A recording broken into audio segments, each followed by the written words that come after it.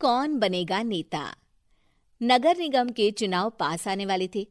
पूरे कानपुर शहर में टिकट को लेकर मारामारी शुरू थी, लेकिन सबसे ज्यादा चर्चा में वार्ड नंबर 40 की सीट थी।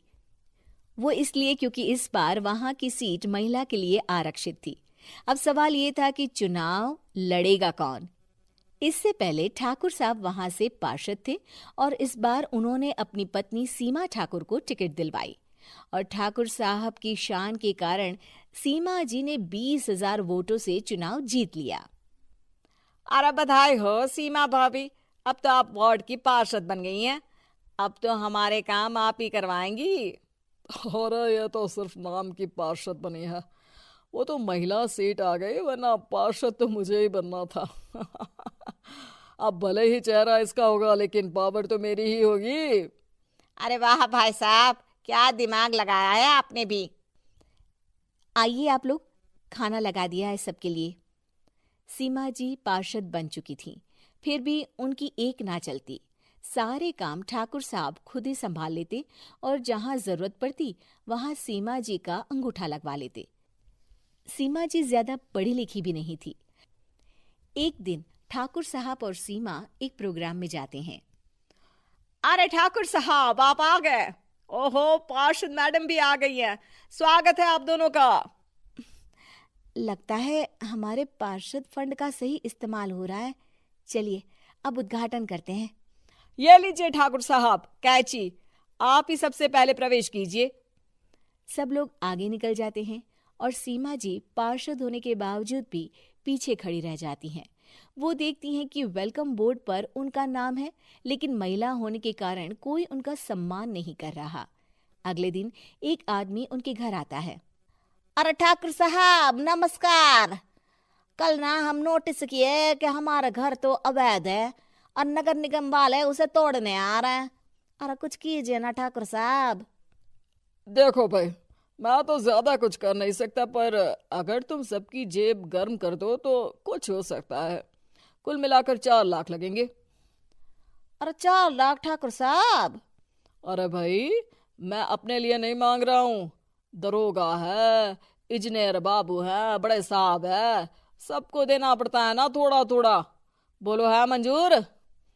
तभी वहां अचानक सीमा जी आ जाती हैं। अरे ये आप क्या कर रहे हैं? पहले इन्हीं लोगों से तो आपने वोट मांगे, अब इनसे ही पैसे ले रहे हो। अरे चुप रहो तुम, तुम्हारा काम है सिर्फ अंगूठा लगाना, तुम वही किया करो। मुझे दूसरे काम तुम मत सिखाओ, समझी? और तुम ना जाओ, अब पैसे लेकर आओ, वरना जेसीबी किसी भी वक्त आती होगी। सब कुछ ऐसे ही चलते रहता है।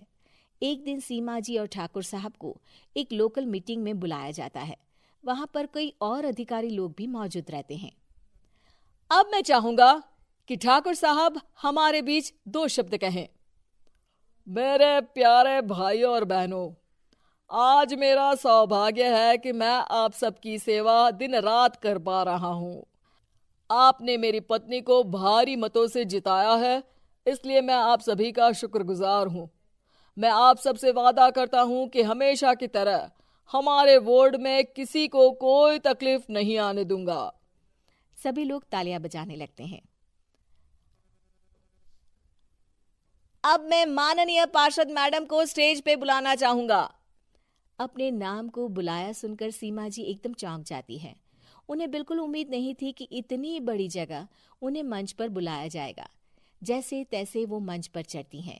ऊपर जाते ही सीमा जी को सारी पुरानी बातें याद आ जाती हैं कि किस तरह उनके पति उन्हें कभी भी आगे बढ़ने नहीं देते और उनके नाम से गलत काम करते हैं। वो बोलने लगती हैं। मैं आपके वार्ड की पार्षद सीमा हूं।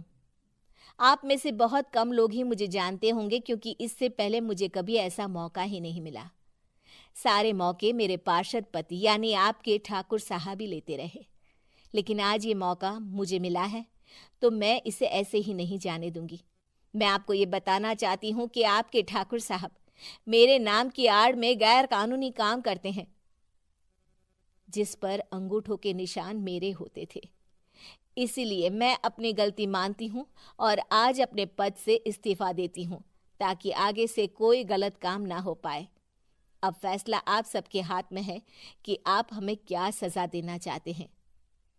सीमा जी की बातें सुनकर ठाकुर साहब के चेहरे का रंग उड़ जाता है और वो शर्म से मुंह नीचा करके वहां से चले जाते हैं और पद से इस्तीफा देकर ही सही सीमा जी अपने आप में आत्मविश्वास महसूस करती हैं।